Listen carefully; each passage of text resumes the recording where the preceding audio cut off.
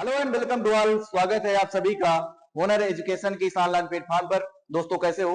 Hope करता हूं कि आप सभी लोग मस्त होंगे, तंदुरुस्त होंगे और अपने सेहत का अच्छे से ख्याल रखते होंगे।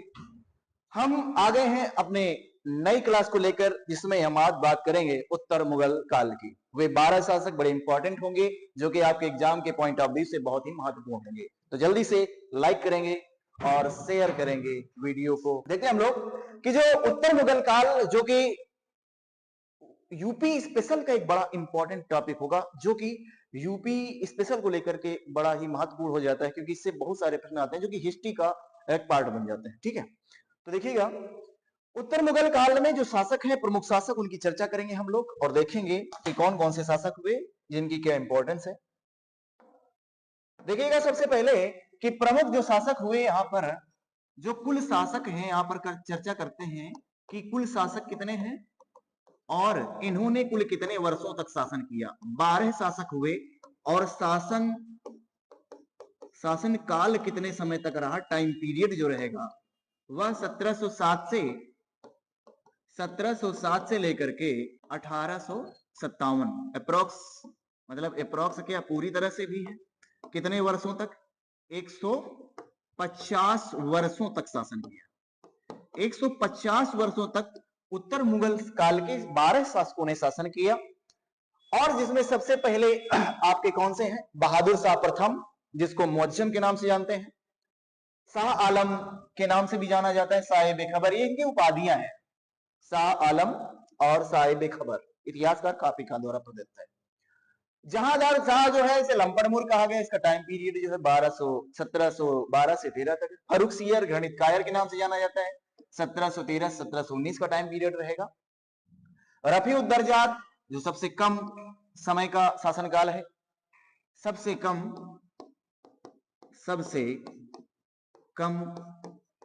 समय का शासक, मतलब सबसे कम समय तक का शासनकाल जो रहा वो किसका रहा है? रफी उद्दरजात का।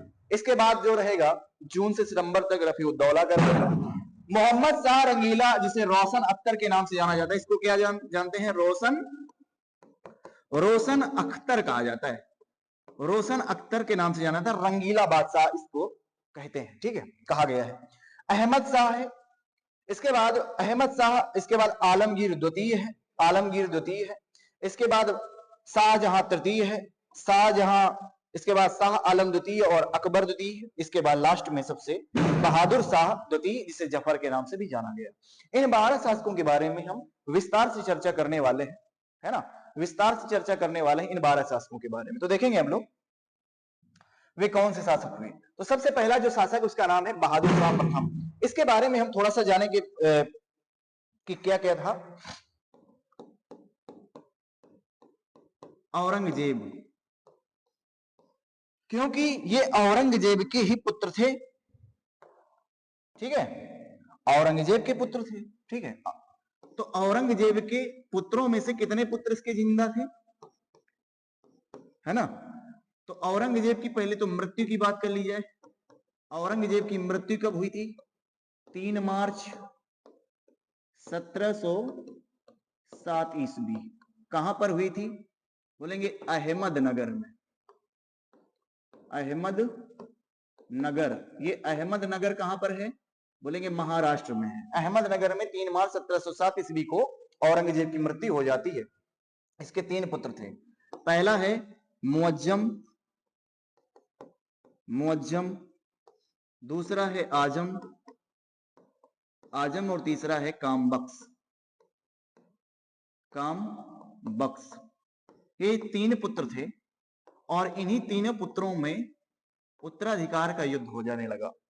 इसने, औरंगजेब ने, कि इसके पास कितने, मतलब सूबे थे, सूबे कितने थे, है ना? इसके 21 प्रांत थे। इसको कह सकते हैं प्रांत। औरंगजेब के समय 21 प्रांत जब थे, जब औरंगजेब मर गया तो इसने क्या लिखा था? वसीयतनामा लिख करके गया। और उस वसीयतनामा में इसने लिखा कि मैं अपने पुत्रों को अपनी वसीयत का ये हिस्सा प्रदान करूंगा। लेकिन जब अहमदनगर में औरंगजेब की मृत्यु हो जाती है तो इन आपस में इन भाइयों के बीच में उत्तराधिकार का युद्ध छिड़ गया, जिसमें सबसे पहला जो युद्ध था उसके कहते हैं जाजाऊ का युद्ध। तो इस बात को भी याद रखेंगे कि जाजाऊ का युद्ध किसके किसके बीच लड़ा गया था और ये क्यों महत्वपूर्ण है। तो इनके बीच में जो युद्ध लड़ा गया इसका नाम है जाजाऊ का युद्ध। जाजाऊ का युद्ध किसके किसके बीच में लड़ा गया, याद रखें, जाजाऊ का युद्ध लड़ा गया था मुअज्जम और आजम के बीच, आजम, जिसमें आजम क्या हुआ, आजम पराजित हुआ और मुअज्जम क्या हुआ, मुअज्जम विजयी रहा था, विजयी हुआ। और ये जाजाऊ कहां पर है, ये सामूगढ़, सामूगढ़ के पास कह सकते हैं, आगरा के समीप है ना, आगरा के पास सामूगढ़ जगह है, वहीं पर जाजाऊ पड़ता है जहां पर ये युद्ध हुआ था। और जाजाऊ का युद्ध पूछेगा कब हुआ था, तो बोलेंगे 1707 ईस्वी को हुआ था। 18 जून 1707 ईस्वी को यह युद्ध हुआ। इसके बाद अगला जो युद्ध होता है ना, जिसको बोलते हैं बीजापुर का युद्ध, बीजापुर का युद्ध। जो बीजापुर का युद्ध हुआ वह हुआ था कब, 1709 ईस्वी में। इसमें किसने किसको हराया, इसमें मुअज्जम एक तरफ रहता है, मुअज्जम, और मुअज्जम ने हराया था अपने भाई कामबख्श को, कामबख्श को जब हरा देता है कौन, ये विजयी हुआ और इसकी क्या हो गई, हार हो गई। तो बीजापुर के युद्ध में 1709 ईस्वी में मुअज्जम ने अपने भाई कामबख्श को अंतिम रूप से पराजित करके और उत्तर मुगल काल के पहले शासक के रूप में इसने उत्तर मुगल काल की नींव रखता है। ठीक है, फिर क्या होता है इस बात को भी समझना है। इसके बाद में क्या हुआ कि जब ये राजा बन गया, कौन राजा बन गया, बहादुर शाह, जिसको मुअज्जम के नाम से जानते हैं, बहादुर शाह प्रथम के नाम से जाना जाता है। जब ये राजा बन गया है ना, तो इसने एक उपाधि धारण करता है शाह आलम, जो कि आपने समझा शाह आलम, शाह ए बेखबर खाफी खां के द्वारा। शाह ए बेखबर जो उपाधि है ये एक उपाधि है और किसके द्वारा दी गई थी, ये दी गई थी इतिहासकार खाफी खां द्वारा, खाफी खां द्वारा ये उपाधि दी गई थी। कौन सी उपाधि, ये शाह ए बेखबर की उपाधि दिया गया था, समझ लीजिए बात को। ठीक है, इसके बाद क्या हुआ, इसके बाद जो अगला शासक है इसमें आप देख सकते हैं यही बात सारी लिखी गई है। अगली ओर हम चर्चा करेंगे अगले शासक की ओर, इसका नाम होगा जहांदार शाह। जहांदार शाह क्या है, इसके जो बहादुर शाह के लड़के थे जिसका नाम मुअज्जम था, उसका ही लड़का है जहांदार शाह। जहांदार शाह को लंपट मूर्ख कहा जाता है। इसका टाइम पीरियड 1712 से 13 है, याद रखेंगे। बहादुर शाह के 4 पुत्र थे, देखिएगा, पहला है जहांदार, इसकी हम चर्चा कर रहे हैं, जहान शाह, रफीउस खान और अमीउस खान, ये लड़के थे। जहांदार शाह के शासनकाल में सबसे शक्तिशाली जो सरदार था उसका नाम था क्या, जुल्फिकार खां। जुल्फिकार सबसे शक्तिशाली उस समय, इसके समय वकील था। जहांदार शाह ने राजपूत राजा, इंपॉर्टेंट प्रश्न बनेगा यहां से, आपके लिए इंपॉर्टेंट प्रश्न बन जाएगा कि जहांदार शाह ने राजपूत राजा, इसका नाम है राजा जयसिंह, को कौन सी उपाधि दिया, ये उपाधि थी, ये किसकी उपाधि थी, मिर्जा राजा की उपाधि। मिर्जा राजा की उपाधि किसने दिया, जहांदार शाह ने दिया। किसको दिया, राजा जय सिंह को दिया, और मालवा का प्रांतपति बना दिया। समझिए जरा, इंपॉर्टेंट प्रश्न बना। दूसरा इंपॉर्टेंट प्रश्न यहां से ये बनने वाला है कि मारवाड़ के राजा अजीत सिंह को जहांदार शाह ने महाराजा की उपाधि दिया और गुजरात का प्रांतपति बना दिया। दूसरा इंपॉर्टेंट प्रश्न हो गया। अगला बुंदेला सरदार, जाट सरदार, बुंदेला सरदार और जाट सरदार के साथ मेल मिलाप की नीति इसने रखा, लेकिन सिखों के खिलाफ जो है ये दमनकारी नीति रखता है, सिखों के साथ वैमनस्यता ही रखता है।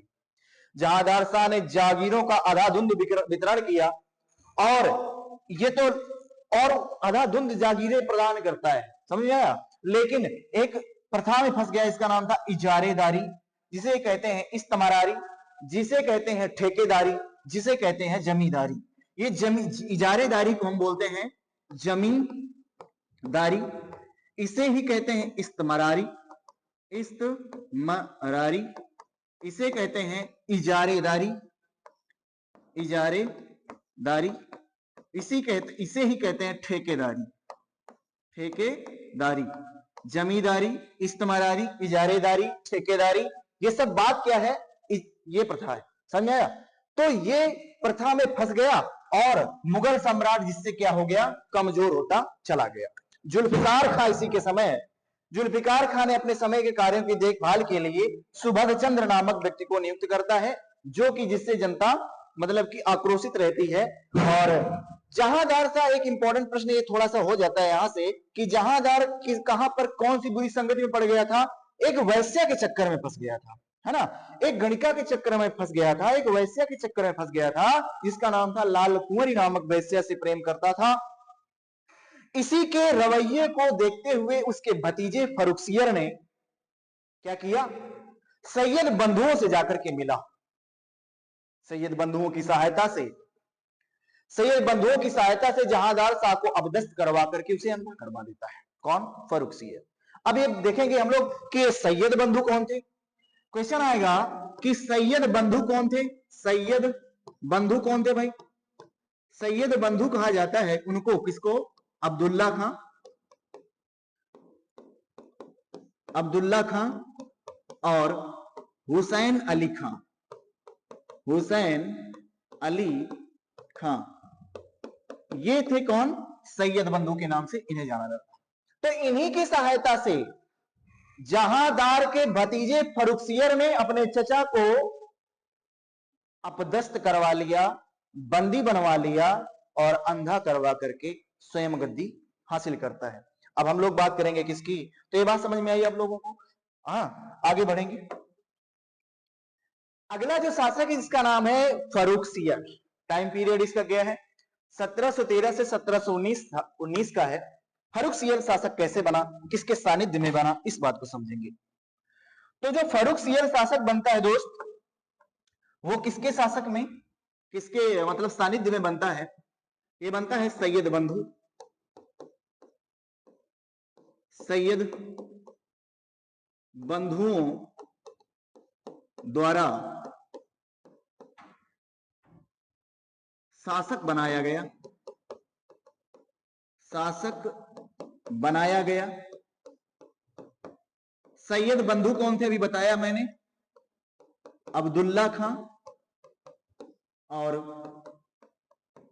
हुसैन अली खां। हुसैन अली खां ये दो सैयद बंधु, इन्हीं की सहायता से ये शासक बनता है। फर्रुखसियर ने अब्दुल्ला खां को कुतुबुल मुल्क की उपाधि दी, कुतुबुल मुल्क की उपाधि दी। देखिए इसने, फर्रुखसियर ने इसको कौन सी उपाधि दिया है, क्वेश्चन पूछेगा तो उपाधि अब्दुल्ला खां को दिया, किसके द्वारा? फर्रुखसियर के द्वारा। कौन सी उपाधि? कुतुबुल मुल्क की उपाधि दिया। फर्रुखसियर ने अब्दुल्ला खां को कुतुबुल मुल्क की उपाधि देता है और वजीर का पद दिया, तथा बादशाह ने, ये फर्रुखसियर ने हुसैन अली खां को मीर बख्शी का पद दिया, मीर बख्शी का पद दिया। अर्थात ये तो उपाधि दिया और पद कौन सा दिया? पद दिया था इसने वजीर का। वजीर का मतलब प्रधानमंत्री, मतलब हम कह सकते हैं पीएम का पद दिया इसने। और अली, हुसैन अली जो खां है, इसको कौन सा पद दिया है? इसको अमीर, अमीर की क्या दिया? उपाधि, अमीर की उपाधि दिया। और इसको पद किसका दिया? मीर बख्शी का पद दिया, मीर बख्शी, मीर बख्शी का पद देता है। और उपाधि किसकी देता है? अमीर की उपाधि देता है। ये कौन दिया है? घृणित कायर जिसको कहा जाता है, सैयद बंधुओं के द्वारा जिसको गद्दी पर बिठाया गया, उसने अब्दुल्ला खां को कुतुबुल मुल्क और की उपाधि दिया और वजीर का पद दिया, प्रधानमंत्री का पद दिया। और हुसैन अली खां को अमीर की उपाधि तथा किसका पद दिया? मीर बख्शी का पद देता है। इस बात को आप समझ पा रहे हैं लोग? ठीक है। और इसने क्या किया? इसने, फर्रुखसियर ने मिर्जा जय सिंह को, है ना, इसने जय सिंह को किसकी उपाधि दिया? सवाई राजा की उपाधि दिया। जय सिंह को सवाई राजा की उपाधि, सवाई राजा की उपाधि दिया। और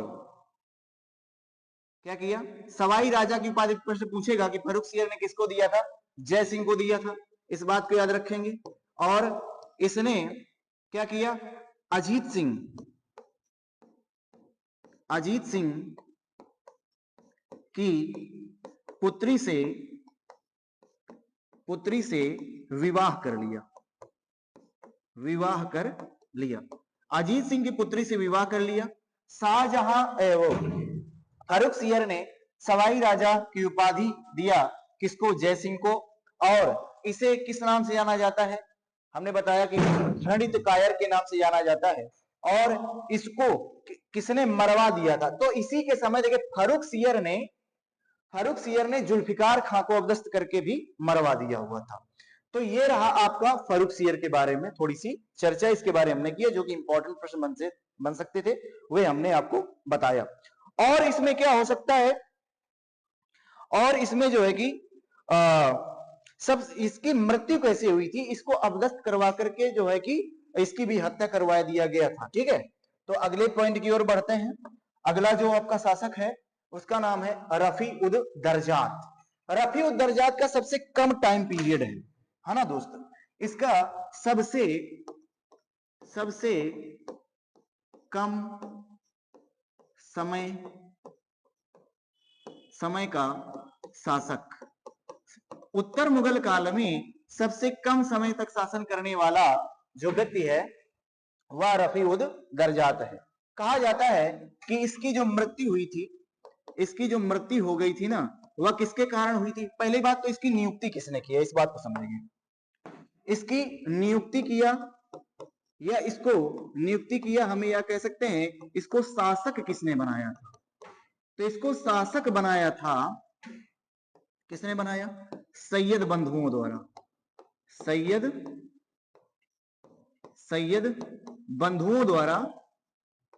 बंधुओं द्वारा भी इसको शासक बनाया जाता है ना।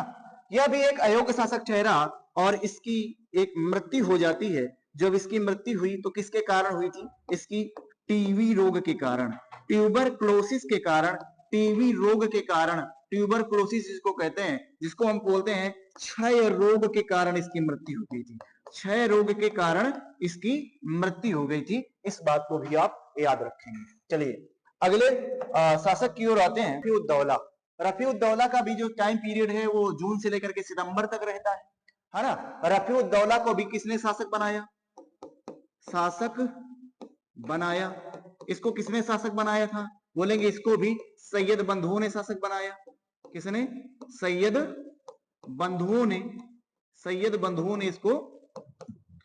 बंधुओं द्वारा इसको भी शासक बनाया गया था। ये भी एक अयोग्य शासक ठहरा था। और इसकी मृत्यु कैसे हो गई थी, इसकी मृत्यु हो गई थी दोस्त, इसको पेचिस रोग के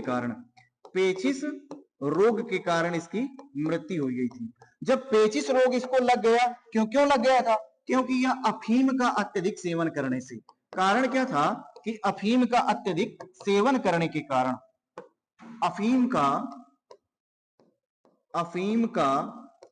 अत्यधिक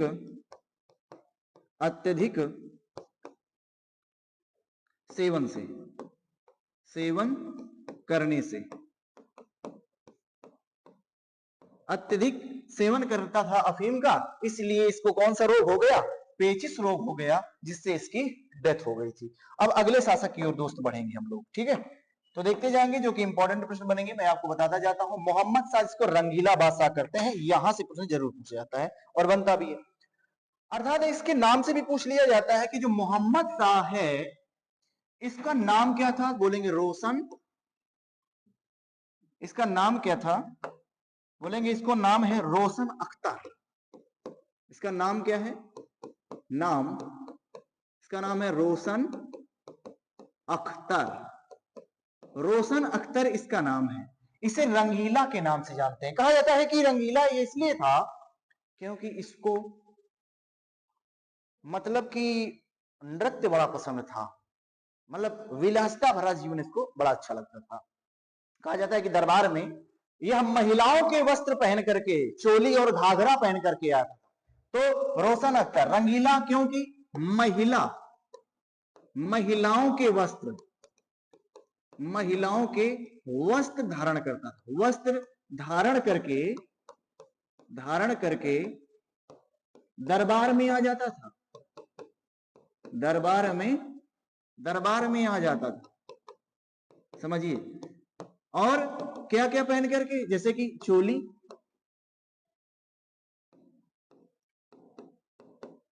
और घाघरा पहन करके भी आ जाता था भाई। और यह उन्हीं मतलब ऐसे लोगों को पसंद करता था, इसलिए रंगीला बादशाह इसका नाम दिया गया है। इसके समय काल में कुछ बड़ा इंपॉर्टेंट चीजें हुई, उस बात को हमें समझना है, ठीक है। देखिए जरा, इसके समय में कुछ चीजें हुई हैं, उनको हम लोग देखेंगे किसके टाइम पीरियड में क्या क्या हुआ। इसी के समय सआदत खान ने, इसी के समय सआदत खान ने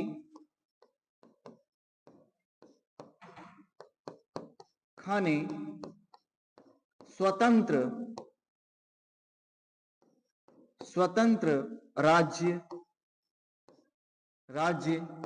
अवध की स्थापना की, अवध राज्य की नींव रखी। अवध राज्य की नींव रखी थी किसने? बोले गए सआदत खान ने।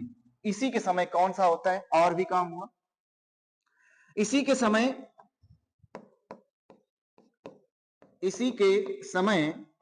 क्या हुआ,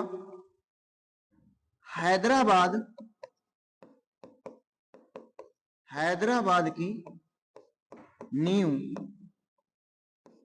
नींव रखी। किसने नींव रखी? चिनकिलिज खान ने,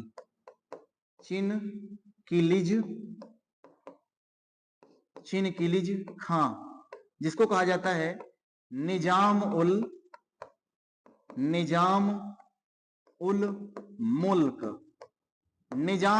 मुल्क कहा जाता है, ठीक है। इसी के समय और क्या हुआ है, इस बात को भी याद रखेंगे, तो ये इंपॉर्टेंट प्रश्न बनने वाले हैं आपके। और इसको शासक किसने बनाया था, इस बात को याद रखेंगे। ये किसके सानिध्य में शासक बनता है, इस बात को भी याद रखेंगे। तो इसको सैयद बंधुओं के द्वारा ही शासक बनाया गया था। तो इसको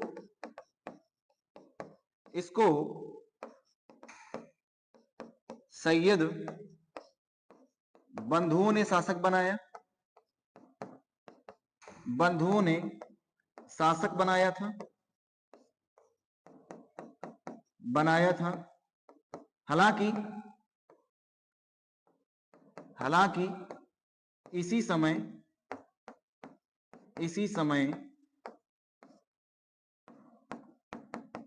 सैयद बंधुओं की मृत्यु भी हो गई थी, सैयद बंधुओं की जो है कि इसी समय मृत्यु भी हो गई थी, जबकि इन्हीं के सानिध्य में शासक बना था। और भी प्रश्न क्या हो सकता है भाई, अगला प्रश्न भी आप समझ सकते हैं, और कि इसी के समय नादिर शाह का आक्रमण हुआ। नादिर शाह का आक्रमण। तो नादिर शाह का आक्रमण, ये आपके लिए क्या हो जाएगा, ये आपके लिए इंपॉर्टेंट हो जाएगा। और भी सआदत खां, ये भी बड़ा इंपॉर्टेंट हो जाएगा आपका। इसी के समय ये भी हैदराबाद की नींव रखा। सैयद बंधुओं ने इसको शासक बनाया। रोशन अख्तर इसका मूल नाम है ना। इस तरीके से आपको याद रखना है। तो नादिर शाह का जो आक्रमण हुआ है इसी के समय, तो जो नादिर शाह ने आक्रमण किया, वैसे नादिर शाह के बारे में थोड़ा समझेंगे। नादिर शाह ये कैसा है, कहां का रहने वाला है, तो नादिर शाह बोलेंगे ईरान का रहने वाला, ईरानी नादिर शाह, ठीक है। इसे और किस नाम से जानते हैं नादिर शाह को? ईरान का नेपोलियन कहा जाता है। ईरान का नेपोलियन के नाम से जाना जाता है। इसने अपना जीवन काल जानते हो किस रूप में शुरू किया था? इसका जो जीवन है ना, जीवन काल जो है, जीवन काल की शुरुआत जो इसने किया हुआ था, अपना जो है कि भरण पोषण करने की शुरुआत किया था ना, एक चरवाहे के रूप में शुरू किया था। चरवाहे हम कह सकते हैं गड़रिये के रूप में, एक गड़रिये के रूप में शुरुआत करता है, चरवाहे के रूप में। और एक महान शासक कहा जाता है जिसे ईरान का नेपोलियन कहा जाता है, जो नादिर शाह है। नादिर शाह ने भारत में आक्रमण किया था मोहम्मद शाह रंगीला के समय। समझ लीजिए बात को, मोहम्मद शाह रंगीला के समय यह जो है कि आक्रमण करता है। और भी देखेंगे हम लोग, और इसने क्या किया, तो इस बात को आप लोग नोट डाउन कर सकते हैं। ठीक है, अगले प्रश्न की ओर आते हैं हम लोग कि और भाई जब नादिर शाह का जब आक्रमण हुआ तो क्या हुआ। नादिर शाह का जब आक्रमण हुआ दोस्त, तो क्या होता है, वो कौन सा युद्ध हुआ, तो बोलेंगे करनाल का युद्ध। कौन सा युद्ध, करनाल का युद्ध। तो याद रखेंगे करनाल, करनाल का युद्ध। पूछा जाता है कि करनाल का युद्ध किसके किसके बीच में हुआ था, या किसके किससे मध्य में हुआ। बोलेंगे मोहम्मद शाह। कब हुआ था, बोलेंगे 24 फरवरी सन 1739 ईस्वी। 24 फरवरी 1739 ईस्वी को करनाल का युद्ध हुआ। करनाल अर्थात हरियाणा, है ना, हरियाणा, हरियाणा के पास करनाल। अब जब इसमें युद्ध होता है इस समय, तो कौन रहता है भाई, नादिर शाह रहता है। नादिर शाह कौन है, इसे कहा जाता है ईरान का नेपोलियन। और मोहम्मद शाह, मोहम्मद शाह के बीच युद्ध हुआ। मोहम्मद शाह और नादिर शाह के बीच हुआ ये। और इसमें हार किसकी हुई, ये क्या हो गया, हार गया। और नादिर शाह क्या हुआ गया, विजयी रहा। जब विजय हुआ, तो जब हार जाएगा तो जो विजय होगा उसने कोई शर्त भी रखा होगा कि तुमको क्या करना पड़ेगा। तो मोहम्मद शाह ने नादिर शाह को 50 लाख रुपए देने का वचन दिया कि मैं आपको कितना रुपए दूंगा, 50 लाख रुपए दूंगा। 50 लाख रुपए देने का दिया, या 50 लाख रुपए क्या कर दिया, दिया। ये बात हुई कि भाई साहब 50 लाख रुपए मोहम्मद शाह जो है नादिर शाह को देगा। अब युद्ध में हार गया है। दूसरी बात, अब इसी के समय जो हुआ था ना, वो था सआदत खां। सआदत खां चाहता था कि नादिर शाह से मिलकर के एक महत्वाकांक्षी शासक होना चाहता है, और यह अपने पद को मीर बख्शी का पद लेना चाहता है नादिर शाह से। वो सोचता है कि जो नादिर शाह आया है, मैं अपने को उसकी सेना में रख करके, जिसमें एक पद उसको दिया गया था मीर बख्शी। और मीर बख्शी का मतलब समझते हैं आप, मीर बख्शी का पद क्या होता था, मतलब सेना, सेना, सेना नायक, या कह सकते हैं सेना प्रमुख। सेना नायक हुआ करता था, जिसमें सेना सैनिकों को भर्ती करने की व्यवस्था, यही देखेगा मीर मस्ती, घोड़ा दागने की व्यवस्था, है ना, उनका रजिस्टर मेंटेन करने की व्यवस्था, ये सब कौन करेगा, मीर बख्शी का पद। तो कौन लेना चाहता था, ये पद लेना चाहता था सआदत खां, जिसे अभी हमने बताया सआदत खां कौन था। तो सआदत खां जो था ना दोस्तों, ये सआदत खां जानते हो क्या है, सआदत खां है अवध का नवाब, अवध का संस्थापक, अवध राज्य का संस्थापक सआदत खां था, वही है मीर बख्शी। तो इसने लालच दिया नादिर शाह को कि आप 50 लाख रुपए को मत लीजिए, आपको कहीं ना कहीं 20 करोड़ रुपए मिल जाएगा यदि आप दिल्ली की ओर कूच करोगे। करनाल से कहां चलिए, दिल्ली की ओर, तो वहां आपको ज्यादा पैसा मिलेगा। तो कौन नहीं जाएगा भाई। इस लालच में नादिर शाह सआदत खां के सहयोग से कहां पर पहुंच गया, दिल्ली। दिल्ली में उसका भव्य स्वागत भी किया गया। लेकिन दिल्ली के कुछ लोगों ने नादिर शाह के कुछ सैनिकों को कत्लेआम कर दिया, मरवा दिया। तब नादिर शाह ने गुस्सा होकर के, खिसिया करके क्या किया, कत्लेआम कर दिया। तो लगभग 30,000 दिल्ली के लोगों को कत्लेआम किया गया, मारा गया। बाद में और क्या क्या ले जाता है नादिर शाह, नादिर शाह भारत से क्या ले गया, भारत से क्या ले गया, नादिर शाह भारत से क्या ले गया भाई, जानते हैं, ये ले गया था, जानते हैं, तख्त, तख्त ए ताउस। जिसे मयूर सिंहासन कहा जाता है, मयूर सिंहासन। और क्या ले गए? तख्ते ताउस मयूर सिंहासन ले गए, और कोहिनूर हीरा ले गया, कोहिनूर हीरा ले गया। और क्या ले गया?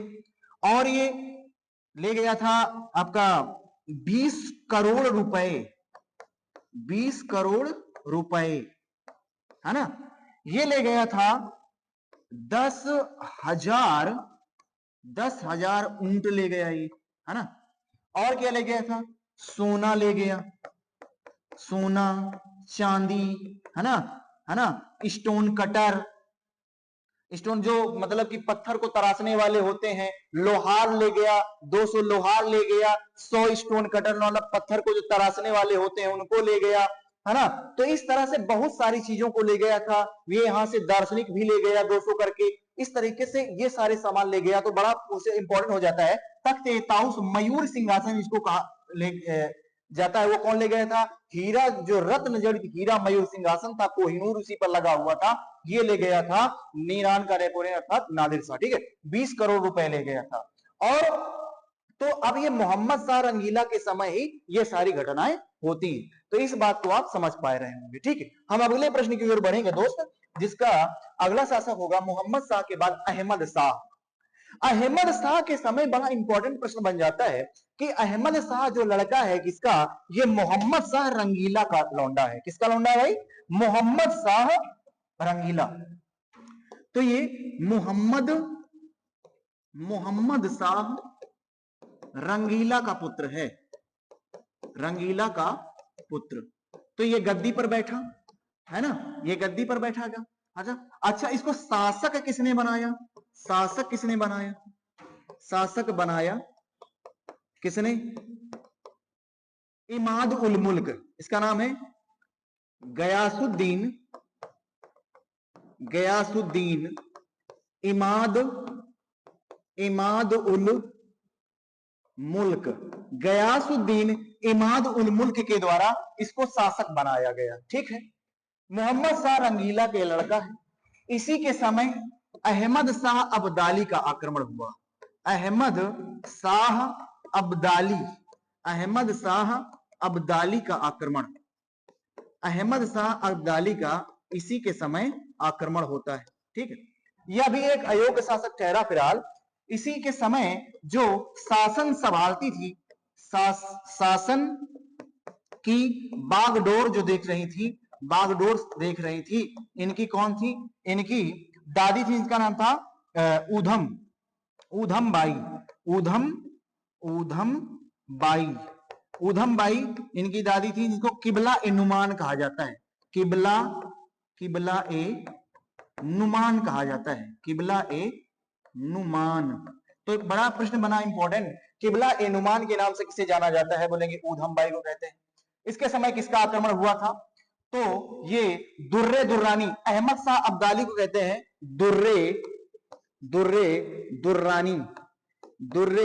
दुर्रानी। इसे युग का मोती भी कहा जाता है। इसे और किस नाम से जानते हैं? युग का मोती के नाम से जाना जाता है। किसे? अहमद शाह अब्दाली को। अहमद शाह अब्दाली ने भारत पर कुल कितनी बार आक्रमण किया? अहमद शाह अब्दाली का जो आक्रमण हुआ था दोस्त ना, ये कितने बार भारत पर आक्रमण किया? इसने कुल कितने बार भारत पर आक्रमण किया? इस बात को दोस्त पकड़ेंगे हम लोग। इसने भारत में 7 बार आक्रमण किया, 7 बार आक्रमण किया। लेकिन सबसे जो इंपॉर्टेंट, जो महत्वपूर्ण आक्रमण है, जिसे कहा जाता है पानीपत का तृतीय या थर्ड वार, तृतीय युद्ध, जो कब लड़ा गया था? 1761 ईस्वी में लड़ा गया। किसके बीच लड़ा गया था? तो बोलेंगे मराठा और किसके बीच में लड़ा गया था? अहमद शाह अब्दाली के बीच लड़ा गया, अहमद शाह अब्दाली के बीच में लड़ा गया था। इस बात को भी याद रखेंगे। ये बड़े ही इंपॉर्टेंट प्रश्न है आपके एग्जाम के पॉइंट ऑफ व्यू से। इस सभी बातों को आप नोट डाउन करते चलेंगे दोस्त, ठीक है। अब हम लोग आगे बढ़ेंगे, अगले शासक की ओर बात करेंगे। इसका नाम होगा आलमगीर तृतीय। जिसका क्या नाम होगा दोस्त, आलमगीर तृतीय के नाम से जाना जाता है। तो ये आपका कौन सा शासक है, 8वां शासक है, ठीक है। इसे किस और नाम से जाना जाता था, इसे अजीजुद्दीन के नाम से भी जाना जाता है ना। इसी के समय प्लासी का युद्ध होता है ना। इसको भी किसने बनाया था, तो अब याद रखेंगे इसको और किस नाम से जाना जाता है, इसको किस नाम से जाना जाता है, तो बोलेंगे मूल नाम। मूल नाम क्या था, बोलेंगे मूल नाम है दोस्त अजीजुद्दीन। क्या नाम है, मूल नाम है अजीजुद्दीन। अजीजुद्दीन हुआ। और इसी के समय युद्ध होता है, इसका नाम क्या होता है, प्लासी का युद्ध। इसी के समय कौन सा युद्ध हुआ भाई, प्लासी का युद्ध। प्लासी का युद्ध कब हुआ था, बोलेंगे 1757 ईस्वी में हुआ था। 1757 ईस्वी में हुआ था प्लासी का युद्ध, इस बात को याद रखेंगे, ठीक है। और इसको शासक किसने बनाया था, शासक बनाया किसके द्वारा गया, शासक बनाया गया किसके द्वारा भाई, इसके द्वारा गयासुद्दीन इमादुल मुल्क के द्वारा। गयासुद्दीन इमाद उल मुल्क के द्वारा इसको शासक बनाया गया, ठीक है। चलिए, तो यहां तक रहा। अब अगले शासक की ओर चर्चा करेंगे हम लोग। अगला शासक कौन सा होगा दोस्त, अगला शासक कौन सा होगा, इस बात को भी याद रखेंगे, शाहजहां तृतीय। चलिए, शाहजहां तृतीय कौन था, इसके बारे में थोड़ा सा बताएंगे हम लोग।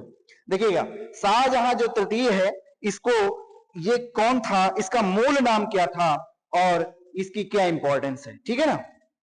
तो देखिएगा, शाहजहां तृतीय को ये किसका पौत्र है, ये कामबख्श का पौत्र था। दोस्त देखना जरा, इसका मूल नाम क्या है, मूल नाम याद रखें, इसका मूल नाम है मुही उल मिल्लर। मूल नाम मुही उल मिल्लर। मुही उल मिल्लर। मुही उल मिल्लर इसका मूल नाम है। इसको भी शासक किसने बनाया, राजा किसने बनाया था, राजा बनाया किसने भाई, गयासुद्दीन इमादुल मुल्क ने। इमाद उल मुल्क ने इसको भी शासक बनाया था। बाद में फिर हत्या भी करवा देता है, समझ में आया है ना। तो शाहजहां, इसको तृतीय कहा जाता है ना। ये किसका पौत्र था, ये कामबख्श का पौत्र था। कामबख्श का पौत्र था।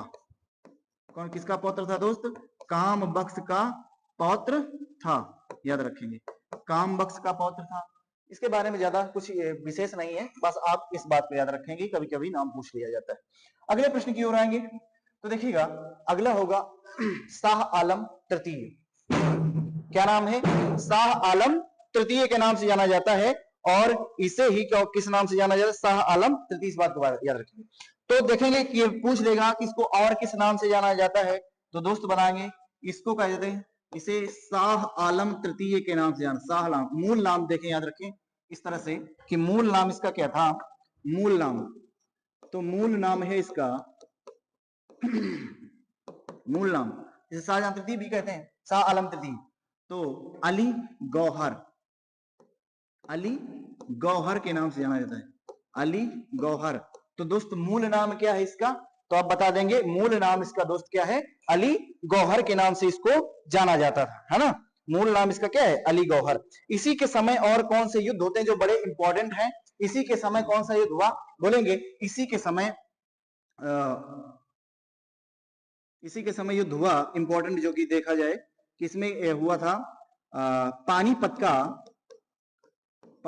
का तृतीय युद्ध। पानीपत का तृतीय युद्ध कब हुआ था, 1761 ईस्वी में, है ना। किसके किसके बीच हुआ था पानीपत का तृतीय युद्ध, बोलेंगे मराठा वर्सेस और अहमद शाह अब्दाली के बीच हुआ था, है ना। ये क्या था, ये दुर्रानी था, दुर्रानी, युग का मोती कहा जाता है, युग का मोती इसे ही कहा जाता है, समझ आया।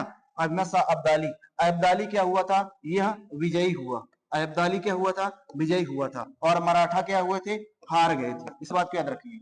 तो यह बड़ा इंपॉर्टेंट होगा, इसमें मराठाओं की हार हो जाती है और अहमद शाह अब्दाली जी जाता है। इसी के समय एक और युद्ध होता है जिसको कहते हैं बक्सर का युद्ध।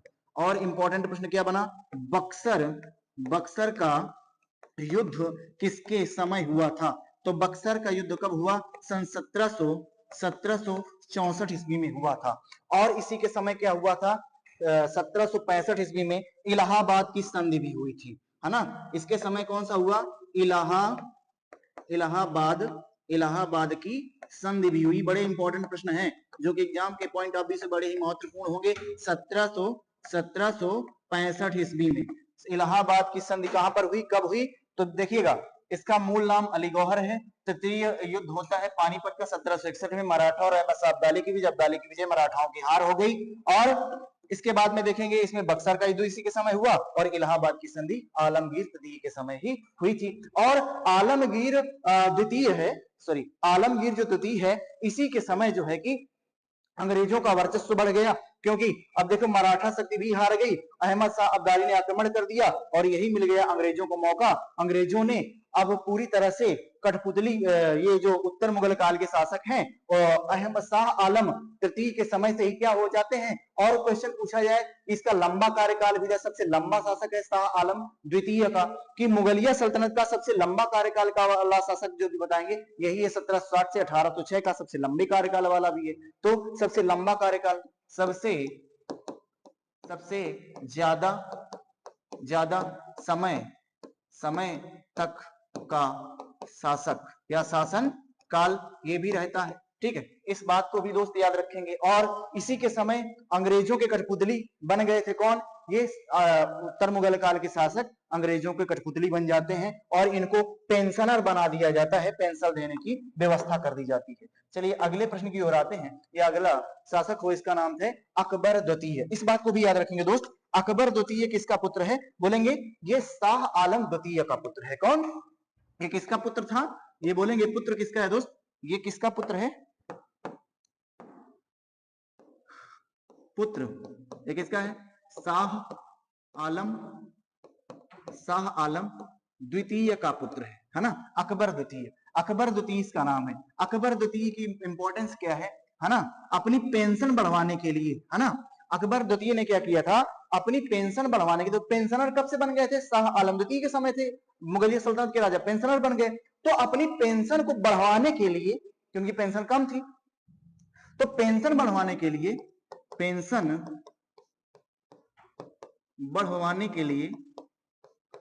बढ़वाने के लिए अपना राजदूत बनाकर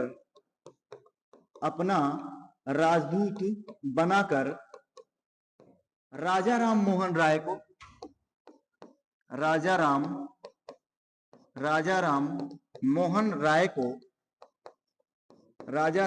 राय को लंदन भेजा था। राजा राम मोहन राय को कहां पर भेजा? लंदन भेजा, है ना। अपनी पेंशन बढ़वाने के लिए, अपनी पद की अपने पेंशन की पैरवी करवाने के लिए राजा राम मोहन राय को भेजा था। अच्छा, यहां से प्रश्न ये भी थोड़ा सा आप समझ सकते हैं कि जो राजा राम मोहन राय हैं, ये राजा की उपाधि किसने दिया था? राम मोहन इनका मूल नाम है ना। राम मोहन क्या है? इनका मूल नाम है। राय की उपाधि किसने दिया था? बोलेंगे सिराजुद्दौला ने। सिराजुद्दौला राय या राया की उपाधि दिया था, है ना। मूल नाम इनका राम मोहन है। राजा की उपाधि किसने दिया था? ये उपाधि, जो राजा की उपाधि दिया दोस्त, ये दिया था किसने? अकबर द्वितीय। अकबर द्वितीय ने ही राजा की उपाधि दिया था, इस बात को याद रखना। अकबर द्वितीय ने राजा की उपाधि दिया था किसको? राम मोहन को। राय की उपाधि दिया सिराजुद्दौला को, इसलिए सिराजुद्दौला ने, इसलिए राजा राम मोहन राय इनका पूरा नाम हो जाता है। तो अब क्या हुआ? ये कब गए थे भैया लंदन? कब गए राजा राम मोहन राय? ये गए थे सन 1833 ईस्वी में। सॉरी, ये तो अभी जाते हैं। लंदन में मृत्यु हो गई थी, है ना।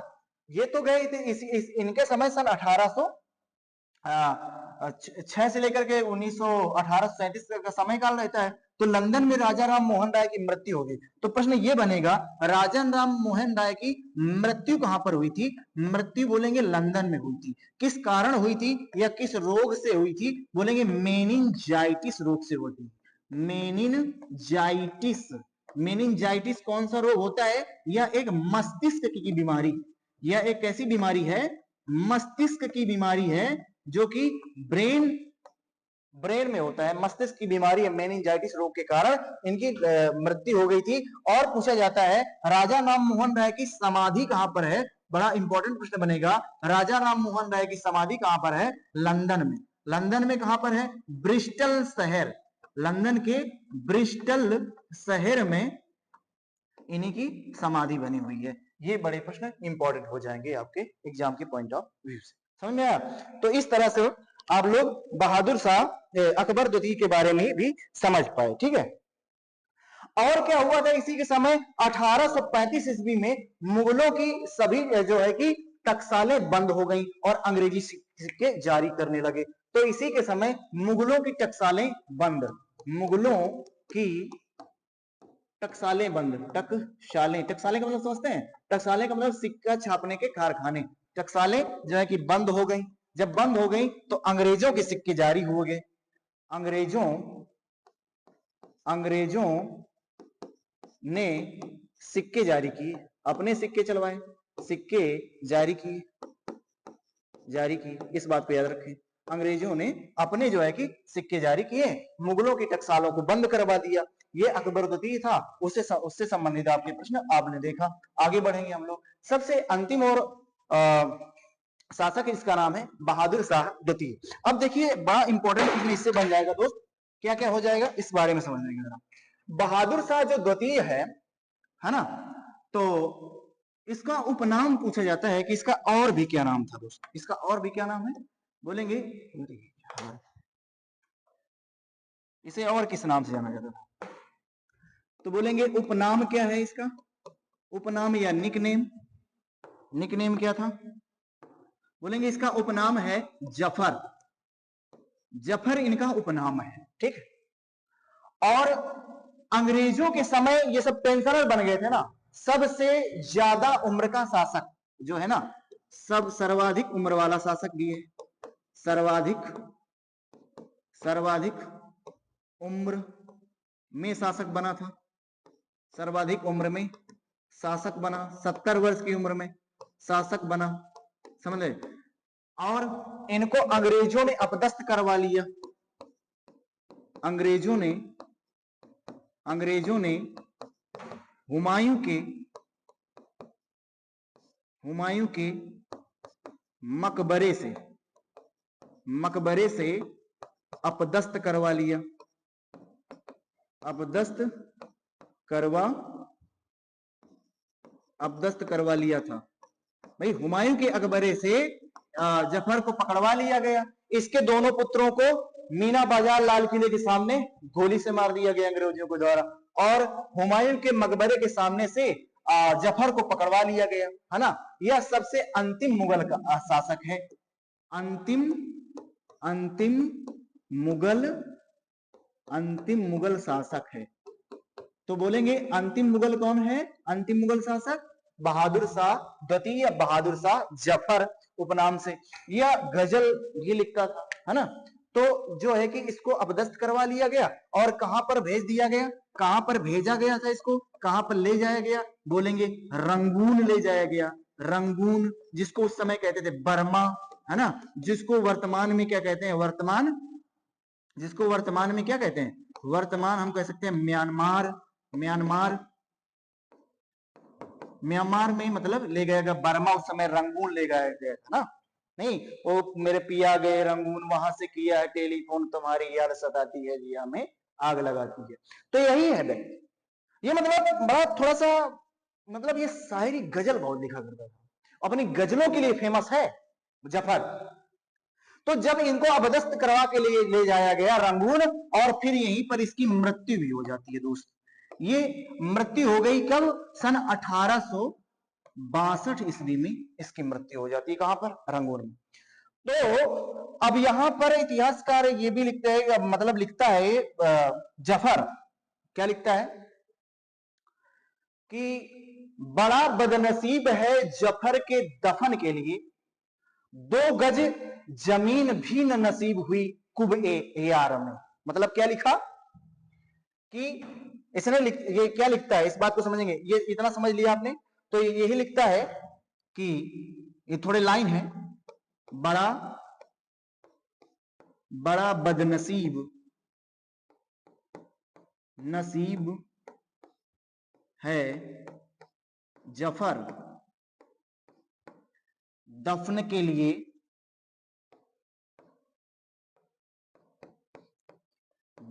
लिए दो गज